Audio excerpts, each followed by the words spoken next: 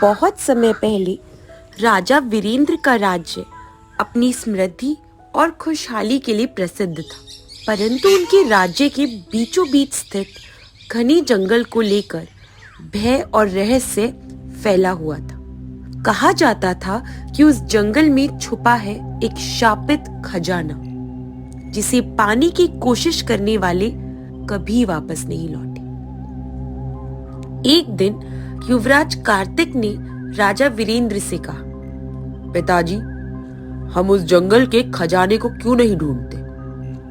अगर वो हमारा हो जाए तो हम राज्य को और भी मजबूत बना सकते हैं।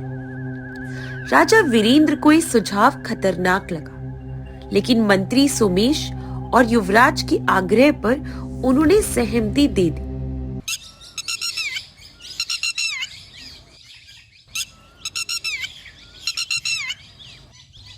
अगली सुबह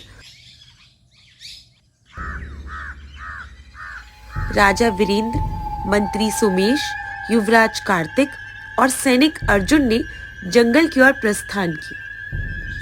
जंगल में प्रवेश करते ही अजीब सी ठंडक महसूस हुई। पक्षियों की चहचहाहट बंद हो गई और एक डरावना सन्नाटा छा गया। कुछ ही दूर चलने पर उन्हें एक बूढ़ा व्यक्ति मिला। वो झाड़ियों के पीछे बैठा मंत्र पढ़ रहा था। महाराज, आप यहाँ क्यों आए? ये जंगल खतरों से भरा है, लौट जाइए। हम यहाँ खजाने की खोज करने आए। अगर तुम कुछ जानते हो तो हमें बताओ। ये खजाना किसी को नहीं चाहिए, वो शामिल है। जिसने भी इसे छूने की कोशिश की, वो अपनी जान से हाथ धो बैठा। लेकिन राजा वीरेंद्र और उनके साथियों ने उसकी चेतावनी को अनसुना कर दिया। जैसे जैसे वे लोग जंगल की गहराइयों में आगे बढ़े, जंगल और डरावना होता गया। अचानक अर्जुन ने एक पेड़ के नीचे खून के धब्बे देखे।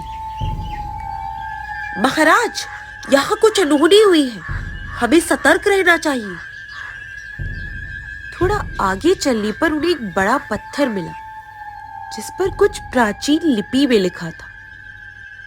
मंत्री सोमेश ने उसे पढ़ा। जो इस पत्थर के पार जाएगा, वो अपने डर से कभी नहीं बच पाएगा। परंतु युवराज कार्तिक जिद पर अड़ गए। हम यहाँ तक आए हैं तो अब पीछे नहीं हटेंगे। अंततः वो एक बड़ी गुफा के पास पहुंचे। गुफा के अंदर एक चमचमाता खजाना रखा था। सोने, चांदी और हीरे मोती की चमक ने सभी को चौंका दिया। पिताजी, ये देखिए, हमारा प्रयास सफल हुआ।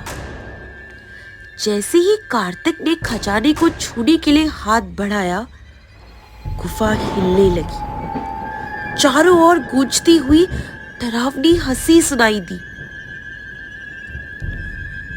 ये खजाना लालचियों के लिए नहीं है, इसे छूने का दंड मृत्यु है।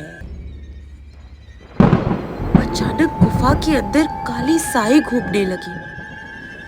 हर किसी का दिल दहल गया। इस बीच जंगल राज वहां प्रकट हुआ। मैंने तुम्हें चेतावनी दी थी, लेकिन तुम नहीं माने।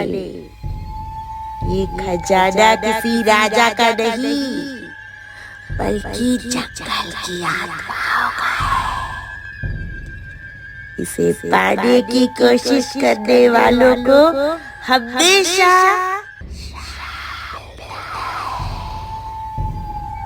राजा वीरेंद्र ने नम्रता से पूछा, अगर हमने गलती की है तो हमें इसका प्रायश्चित करने का मार्ग बताओ। अगर तुम खजाने को छोड़कर बिना लिए यहाँ से चले जाओ और अपने राज्य में पर्यावरण और जंगलों की रक्षा करने की प्रतिज्ञा करो, तो ये शाप तुम्हें नहीं छूएगा। राजा ने तुरंत ही प्रतिज्ञा ली। खजाने के लोभ को छोड़कर वे वापस लौट आए। मैं प्रतिज्ञा लेता हूँ, मैं जंगल की रक्षा करूंगा। जब वे अपने राज्य में पहुंचे तो उन्होंने देखा कि उनके पीछे जंगल राज गायब हो गया था।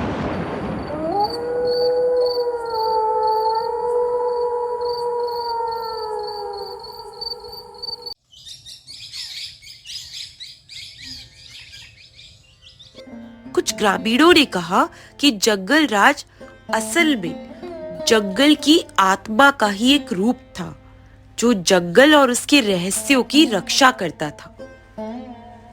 क्या राजा वीरेंद्र और उनके साथियों ने सही निर्णय लिया, या जंगल का कोई और रहस्य अभी भी छिपा हुआ है?